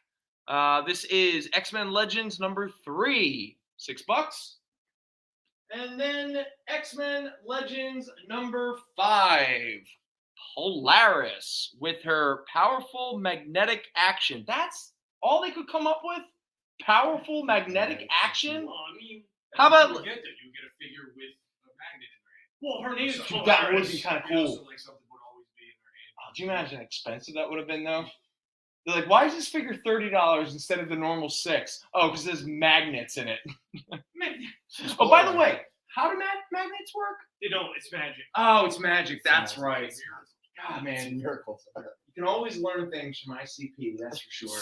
And then we get Havoc in his X Factor era 90s costume in X-Men Legends #7, $6. And he also has, once again, a Spark Action Cosmic Blast. Is action really necessary? Spark Action, spark, go. Spark Action Cosmic Blast. So that would be like, what are they called? Cops? Figures with the cap. Oh, yeah. Yes, they were. So they were like, They were huge. You remember how big they were? Yeah, they were really big.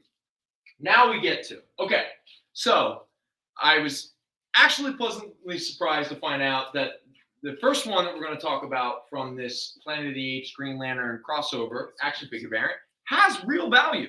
Now, I priced it to like a slight fair thing because I felt going close to what it was selling for at one point. I was like, no one in a million years will pay this for it. But I'm going to ask for, I think, $20. Yeah, $20. And it is Planet of the Apes Green Lantern #1, high grade, $20.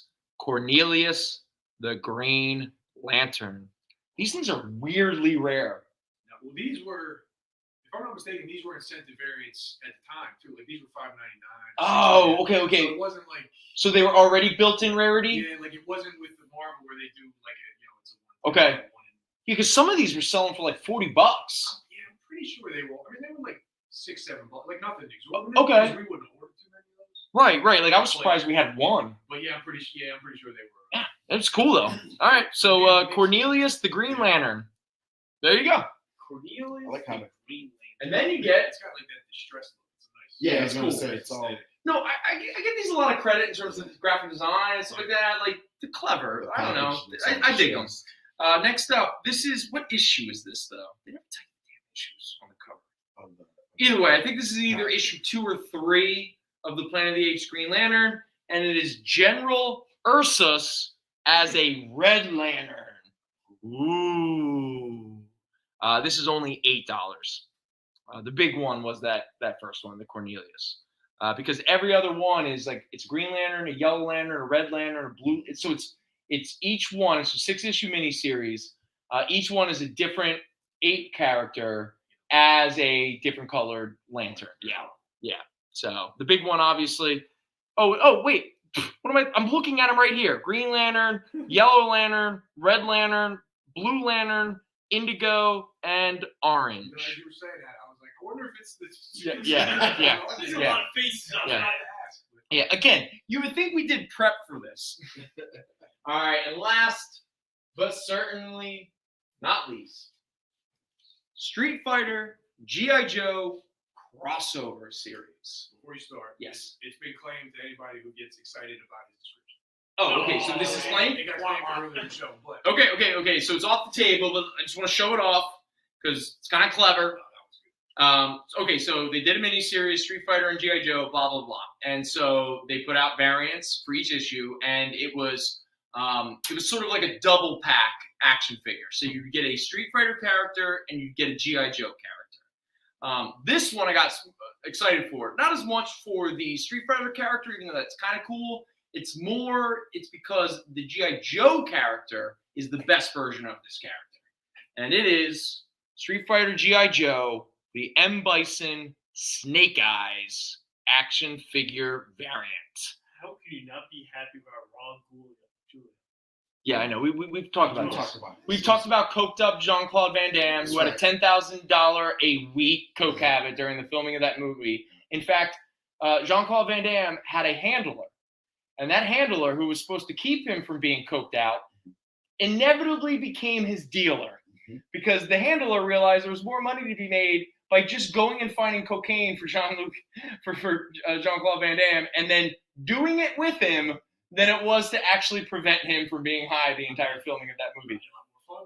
It probably was a lot of fun. Can you imagine? Does a great job as M. Bison. But I'm gonna be real. I'm gonna be real for a moment. For anyone who's never hung out with a bunch of people who've been doing coke way too much all night, I could not think of a worse person to be hanging out with doing coke at 4 o'clock in the morning than Jean-Claude Van Damme. Because I'm pretty sure you're going to sit there doing blow, watching him do karate moves, like spin moves. Watch, I'll do this. Watch, I'll do that. Split. I could totally kick Arnold Schwarzenegger's ass. I could totally beat this guy. I could beat Bruce Lee. You know what? Have you seen This was a high grade of $10. Who claimed this? Mr. Harmon. Oh, Mr. Harmon. Good move, Duke. Harmon. And all right, he gets a copy of the original Street Fighter signed and numbered. Oh no! I was gonna roll it out, but he claimed it. What is that? Oh no! The original Street Fighter, signed and numbered, limited to 1,700 copies by a company called Alpha Productions. I think those $16.99 are in the back. Wow. Alpha Productions. Do you think this is an InfoWars comic book? It's Zeta Productions is the last one they did. Oh, yeah, that makes sense. All right, Mr. Harmon coming in hot. This is such cool. Honestly, let's just take one last look. That's a fun. And yes, for a lot of people who don't remember, Street Fighter did put out a series of action figures that were designed after the original G.I. Joe. When I say original, I'm sorry. Second generation G.I. Joe figures. You mean the best? Yes, the best G.I. Joe figures. That is for sure. Okay, so now, all right, so we have wait, hold up. We got a couple more action figure variants that probably no one will care about, but I'm going to roll through them anyway. Let me ask you a question real quick, Kyle, Yes. not to stop everything in its tracks. Was Steven Seagal at Vladimir Putin's birthday? Yes. That's a real thing. That's a real thing. Steven Seagal is a Russian agent. Yeah. Okay. Yeah. So, okay, weird story. I got involved with an organization through D. Snyder that makes videos that they send to places like Russia and China where it's government-controlled media, usurping government-controlled internet. So they have celebrities record like cameos being like, hey, your government is lying to you. Here's the truth. And they send it through back channels. And they said that if Steven Seagal were to say Russia needs to stop in Ukraine, there would be a revolution in Russia overnight because he's that beloved by the Russian people. Yeah. But again, it's indicative of the fact there's a large portion of the American people who want, let's call them a dictator. As long as it's their guy, there are a lot of people in this country who are very attracted to authoritarianism. It just has to be authoritarianism on their terms, which, let's just be clear, is not democracy. It doesn't make you a patriot. It makes you more of a nationalist, and we know where that term usually leads to. Nationalist. Yeah. But yes, Steven Seagal is beloved Has in Putin's anybody Russia. seen Richie and Who Killed Bobby Lupo? Oh, real quick. On a more comedic level, who has recently seen the Russian Judo Championship that Steven Seagal was invited to? And, okay, go watch the video. Because all of these guys, like, how do I describe this where it does it justice? Steven Seagal can barely move. Okay, like, I mean this, like, legitimately. He can barely move. But this is his thing. So, like, a judo kid who's, like, obviously in the prime of his physical form comes over, and this is what Seagal does. And the dude, like, just falls to the ground. He's like, you beat me! Steven Seagal can't move. And yet they were like, the champion of the judo championship is Steven Seagal! It's absurd. Like, watching the video, you're like, it's a joke, right? Like, like he's in on the joke, and it's a joke. It's not.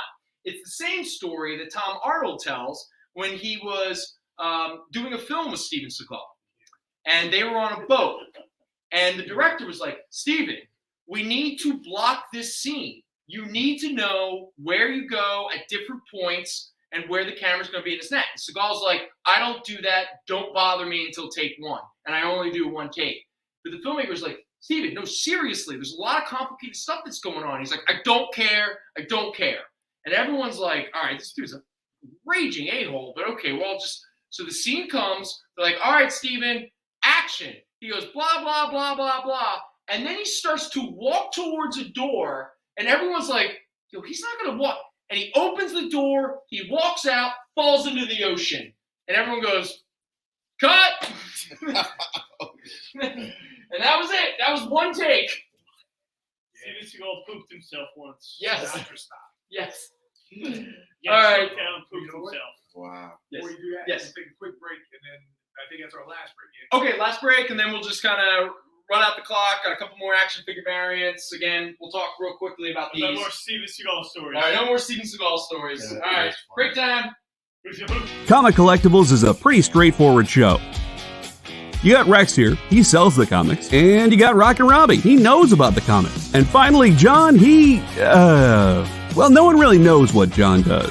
I mean, don't get me wrong, he's a great guy, but he just keeps showing up.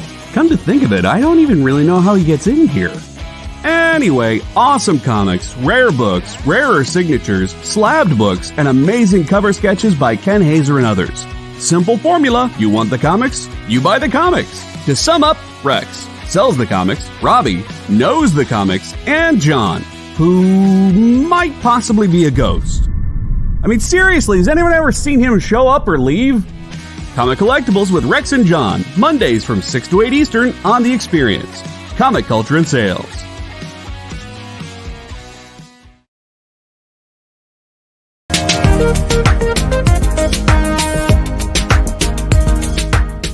Thanks for tuning into The Experience. Help us out and hit subscribe over on YouTube and click the bell when you do. Need some help? Scan the QR code in the bottom corner.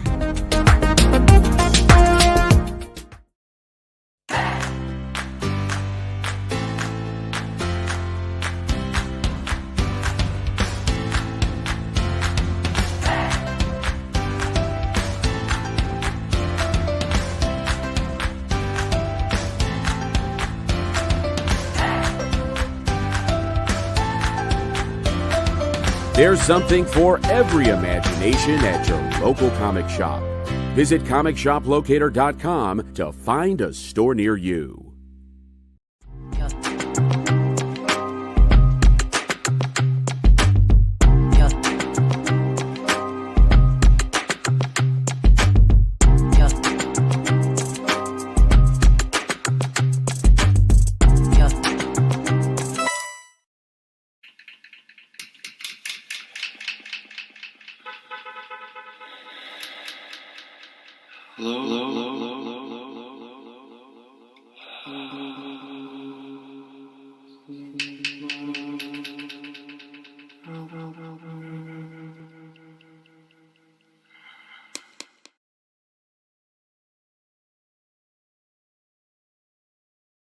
Okay, again, stop calling it a good movie.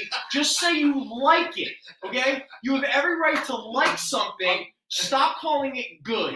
It's not good. I'm going to open my spawn cards. You keep opening your spawn cards. Enjoy your phallic fun. Okay, good times. So action figure variants. We got Robotech #1 by Brian Wood. This is the Rick Hunter Robotech Defense Force figure. This is only $10. And then we get Robotech this is another #1, except this is Henry G. Global. He is the admiral of the Robotech airship thing. That's only $6. And then we get Age of Conan Valeria. That is issue #1. I don't even know who that character is. Do you know who Valeria is? Was she a real Robert E. Howard character, or did they make this up for the comics? I think she was, but $6. not necessarily a Conan character. Okay. I believe because they did a miniseries for her. Right, that was another shutdown book that I don't know if they ever finished. Oh, weird. Yeah, they did like 3-4 issues. Okay. They were the seller. Okay, all right. We have Ms. Marvel #2. This was a double pack of when they were celebrating the 50 years of the Inhumans. So you get classic Medusa and a new Inhuman character by the name of Inferno that no one's ever heard of since. And then we have Uncanny Inhumans #3 with classic Black Bolt and, again, another Inhuman I've never heard of, Reader. There's a cool name. Whose nickname? It's like cool guy nickname, right? My name's Reader. All right, good stuff. $6. Almost like Jack. I know. Oh, dude, Reacher? I love Reacher. Yo, the acting is terrible, but I still love that Reacher show. The show was good. I love the book, man. Jack Reacher's my man. The show was good. Oh, it's fun. It was. Next up, we have S.H.I.E.L.D. Special #1. This is the Agent Daisy Johnson, a.k.a. Quake, action figure with the Build-A-Figure Deathlock. Yeah. $6. Do you know any Chuck Norris Do I know Chuck Norris stories? Yeah, Mr. Benjamin wants to know if you have any good Chuck Norris stories. Oh, You can finish what you're doing. He pooped himself. Other than the fact that Bruce Lee kicked his ass and Chuck Norris to this day still says he kicked his ass. Yeah, he still to this day says that he beat. But everybody was like, "Yeah, that didn't happen." Like we were all on set. Bruce Lee kicked his ass. Like Chuck Norris can't move. He's so stiff. I regret all of my Chuck Norris love as a child. Those are some cool toys. They were cool toys. What was it? Chuck Norris's action Karate Commandos. There you go. Karate with a K. Okay, real quick. That's quite telling now. Yeah, oh my God, you're so right. And let's just say this. I know we've definitely brought this up on the show before, but let's say it again. There was a certain period, only in the 80s, could you have a bunch of R-rated franchises like Rambo, RoboCop, anything Chuck Norris was in, Toxic Avenger, and yet they not only created cartoons, but created action figures specifically aimed towards children. All right, well, so the R rating in Spider Woman Alpha, #1, $8. Because remember, Jaws was PG-13. Yeah, I know. It should not have been PG. Do you know what the answer is for why all that happened in the 80s? I'll give you a hint. Cocaine. All right. It's a hell of a joke. Yeah, it's a hell of a joke. That's right. Spider Woman Omega, #1, $8. Oh, by the way, who is Cindy 6'5" of Silk? Did anyone read any of these Spider Woman comics? But hey, this is a fun one. This is Spider Woman #7, $8. But this is Spider Woman in her own Hulkbuster armor. Wow. Nice. It's pretty fun. All right. So there we go. That is all the action figure variants. We did it. I had those sitting in a box for the past 8 months when I finally pulled it out of my butt. All right. Okay, next up. Okay. Does anyone remember? Did you guys grow up reading the Wolverine saga from like 1989? Oh, I loved it. Yeah. Loved it, right? Yeah, that was great. Okay. So, back in 1989, when Wolverine had his own book that was coming out that was relatively successful at that time, he was becoming, like a lot of people don't remember that Wolverine wasn't, like he was a popular character, but not the way he's been over the past 30 some odd years. So from the time he was introduced in 1976 to around 1989, 1990, he hadn't really exploded quite yet. But right around the time when he was exploding, they rolled out this Wolverine Saga series. Now, the first cool thing about it was, Fat Jack's Comicrypt shows, favorite artist of all time, Rob Liefeld. He did a cover. And look at just the amazing just composition and proportions and anatomical skill. I mean, just the bold line weight and just the exciting, almost Kirby-esque energy just popping off of the page. Rob at FJCC. Yeah. But anyway, these Wolverine. So there was a 4-issue miniseries called Wolverine Saga. Later in the 90s, they would do a Spider-Man 1 or a couple others. But the thing that was so fun about this was they pretty much kind of encapsulated every Wolverine story. So it was prose, but with the prose was all these spot illustrations from all of these different X-Men comics, Wolverine comics, Marvel team-ups, anything Wolverine, anything that was part of Wolverine's story. And they wrote it in this beautiful in continuity. In fact, this is probably one of my favorite, but thankfully John Romita Jr. did this cover. So this was just such a brilliant series that really encapsulated all of Wolverine's stories up to that time. Because this was still during that period where they were teasing us with the possibility of telling his origin. That wouldn't happen for another 10 years. And this is a really nice Michael Kaluta cover. I can't imagine there's too many Michael Kaluta Wolverine images, but this is part of that. So this was a 4-part series that pretty much told the story of Wolverine, and it was brilliant. Now, all of these are very fine, and they're all $5. Okay. I'm going to be bigger man here and congratulate Trell on his team. Bing, bing, bing. Doing okay. Wait, did they win? Did they sweep the Nets? They play tomorrow, I think. Oh, tomorrow. They're not. I don't think they're playing. They might be playing right now. Did that fraud Ben Simmons? Is he gonna play? No. No, he ain't playing. Why would he play? My favorite is yesterday there was a rumor. Yesterday there was a rumor going around because Henry was talking about it. He's like, yo, my buddy just called me up. Do you know Ben Simmons is playing tonight? And I go, that ain't happening. He's like, I don't know. My friend said that he's playing tonight. I'm like, it's not happening. He's like, you don't know that? I went, okay. Guess who didn't play last night? Ben effing Simmons. All right. In fact, I'm going to make a bold proclamation. Ben Simmons never plays for the Brooklyn Nets. Nope. Ben Simmons ends up in Sacramento. He's going to be traded off. He hurt himself bowling. Yeah, probably something like that. He hurt himself by playing too much Call of Duty. You know, you got to get up and stretch every now and again. My back hurts. Back. There you go. Back issues. My back. All right, real quick, before we run out of time, which ones are we looking for? Oh, the Sagas, nice. All right, who grabbed it because they're lucky? Mr. Harmon. Mr. Harmon, all right. Dude, did you ever read these growing up? No, I haven't. No, completely awesome, dude. Great reads, man. Yeah, that's what I'm a fan. I've never read. Oh, it's so much fun. I had these before I had actual. Oh, for whatever reason. To be very honest with you, like most of my Wolverine knowledge originally came from those Wolverine sagas. Yeah, they're awesome. Okay, real quick, because they've been up here since the local show, no one's asked about them, but let's burn through them really fast. We got a couple pretty cool magazines. So first up is an issue of Creepy Magazine, issue number 12. Now, this is part of the era of Creepy Magazine that have a lot of value. Regrettably, this one is only in very good minus condition. A lot of wear and tear on the spine. There's a bunch of creases. We got a tear right there on the front cover.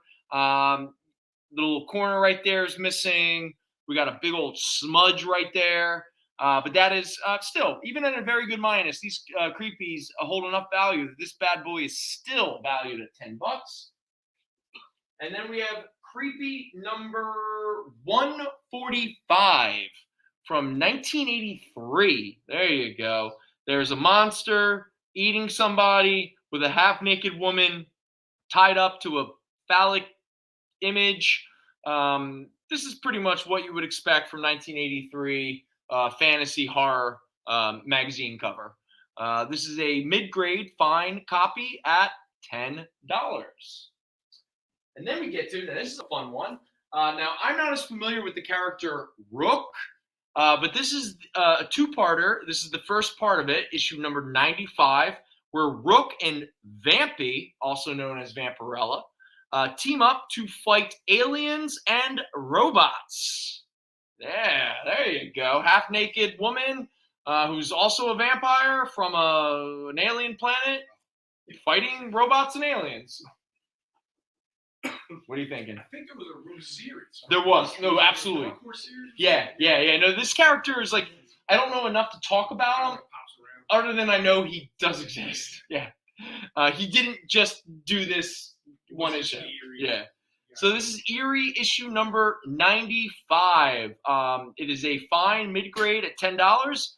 And in case the Jasons of the world want to know, it is a newsstand edition. Hooray! I'm pretty sure they only existed on the newsstand. And then we get an even earlier issue of Eerie. This is issue number 15 with the Doll Collector. To every living creature of flesh and blood, beware the evil man called the Doll Collector. Because he's probably secretly a fascist who showed up on...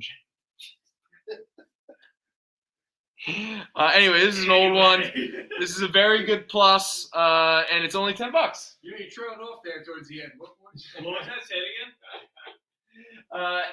Now we get a Savage Tales number 2. Don't get too excited. It isn't from volume 1. They did do a volume 2 of Savage Tales that I think only lasted for 6 issues. But this is issue number 2 from that period. Savage Tales number 2. This is a very fine minus at only $4. Yeah, there you go. That's a pretty fun fantasy sci-fi cover. And then we get a Bizarre Adventures, a magazine that we've brought out many times. Issue number 33 with a weird photo cover, but an all horror comic. with Tomb of Dracula, Haunt of Horror, Tales of the Zombie, and Vault of Evil. So, all right, let's think here. We got a Tomb, a Vault, a Haunt, and Tales. Cover all the bases. One of these is not like the others, if we're being Cover all the honest. bases. So, Bizarre Adventures number 33, mid-grade, fine, $5. All right. So there are our magazines. Now, really quickly, I was shocked when these showed up in a bag for me to sell, considering the fact that issue 2, I think, was one of our very first store show variants.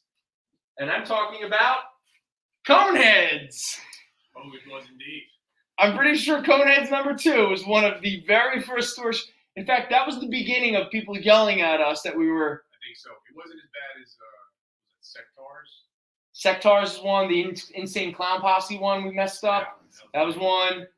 But the great one that we screwed everyone with, the Silverhawks. No, honestly, we have very few moments that we should be proud of.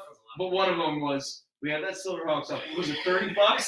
We had it up there, and it quote unquote didn't sell. So we were like, screw it, we'll make this thing. People got very angry. I don't think you were watching at that point. I was not.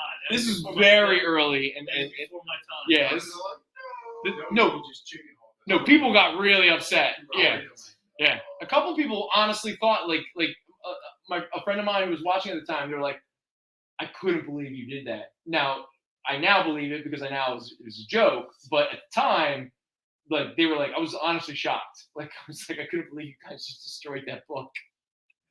Anyway, Coneheads number 2, only $3. High grade. But we also have issue 3. There you go, issue 3. Real quick, I know Dan Aykroyd and Jane Curtin. Is that? Yeah, from King Now. Yeah. Who was the actress that played their daughter in Coneheads? I can't remember for the life of me. Issue 3, it's only $3. Oh my God. And issue Rose? 4, Amber Rose. $3. Say Amber Rose. Amber Rose, the porn star? No. What did you say? All right. Well, either way, chat. Does anyone know what actress played the Conehead's daughter? Because as we wait for that answer, we are now officially come to the end of the show. We're what is it? Who the hell is? Thank you, Zane. Thank you, Zane. Do we know what else she's been in? People say you try and stump them next week. See what happens. See, people, that's what I'm talking about. All right. I hope we could show up just to be like, hey guys, get out. Okay. No. You should definitely contact us during your brother's wedding while we're live on air, and we'll throw out a little Jason question there. But anyway, we have come as Boys to Men once infamously said, we have now all come to the end of the road, and the end of the road is greeted with this beautiful copy of the Justice Farm, Volume 1. And it is time, Kyle, to find out who officially won this glorious, beautiful, all-ages comic. Not to be confused with Barnyard Commandos. And it is Mr. Wait, is that Elvis? Yeah. That's Mr. Benjamin? Yeah. Mr. Benjamin! Bang! There you go, buddy! I hope so, because he's been getting his books for months.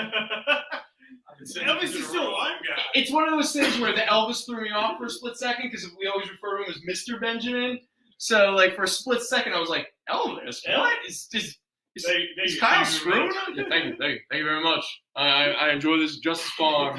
All right, so Mr. Benjamin, you have officially won the Justice Farm, and who knows? As far as we know, somebody might be shopping around this property, see if there's a cartoon in the pot. And again, it's very infrequently that we have access to the ground floor of a new intellectual property. Releasing anything like Werman doing his books and everything like that's huge. No, again, that stuff is all joking aside, anybody who actually has the will to not only have an idea, I don't care what the idea is, and you see it through and you actually produce it physically to a point where you can share it with other people, I applaud you. It could be horrible. Because it is my God. extremely difficult. Okay, extremely difficult. All right, but Mr. Benjamin, if you want to check out other things, you can check out Instagram. It's at the Justice Farm. And your friend's name again is Brian Valerie. All right. Who's this Jay Sale? Is that the colorist, the inker? Yeah. Or somebody who helped him with the art? The guy that did the actual drawings for it. Oh, okay. So Valerie did all the concept art, and the story, and then he got this guy Jay Sale to see it to fruition. All right, excellent. It's animals fighting crime or superhero animals. Yeah. It's superhero animals. It's a bunch of animals on a farm dressed like superheroes. It's pretty badass. We decided who everybody is. Yeah, definitely. I'm pretty sure I wasn't happy. What is it? A truck drives by the farm, and a nuclear isotope falls out of it, spills ooze, and it spills ooze, and then all the animals all crawl into it and rub up against the ooze, and then before you know it, they're Superman and they're like the Flash. By the way, what are their powers actually? Come on, you read it? Stop being coy. They all. It's your friend, man. Promote his stuff. So you have superheroes. It's superheroes. So you have the Flash. You have a great. We're out of time. All right, we've run out of time. Everyone, thank you very much for thank you very much for hanging out with us. It's always been a pleasure. Again, I want to let everyone know next week on the local show, which is the Fat Jacks Facebook page, and when we're back on the Experience from 6 to 8, Zayn himself will be hanging out with us. We will miss Jason. All sincerity. I always miss you when you're not around. But I greatly look forward to Zayn being with us. And for everyone who's hung out with us tonight, we really appreciate all of your time and attention and everything. And we look forward to seeing you next week and in the future, and all that fun stuff. Anyone have anything they want to say before we bounce out? We're all good? Bye. If you don't know what Lorraine Newman was in, you've probably heard her voice. Peace. If you don't know what Lorraine Newman was in, it's probably because you've only heard her voice. That was cryptic enough. Yeah, and her Well, voice. no, she was in SNL and the Coneheads, and then voice actor on one episode of just about everything. Oh, she was on SNL too. Anything Yeah, she did famous? 105 episodes of SNL. Okay, and what cartoons? She did one episode of Fairly Odd Parents, and one episode of Garfield, and one episode of Rugrats, and one episode of I wonder if she's still alive. Hey, you know what? A great mystery for next week's show. Is Lorraine Newman still alive, and is she doing anything? You know what? Get on the show. And with that said, good night, everybody. Join the party. Head over to our link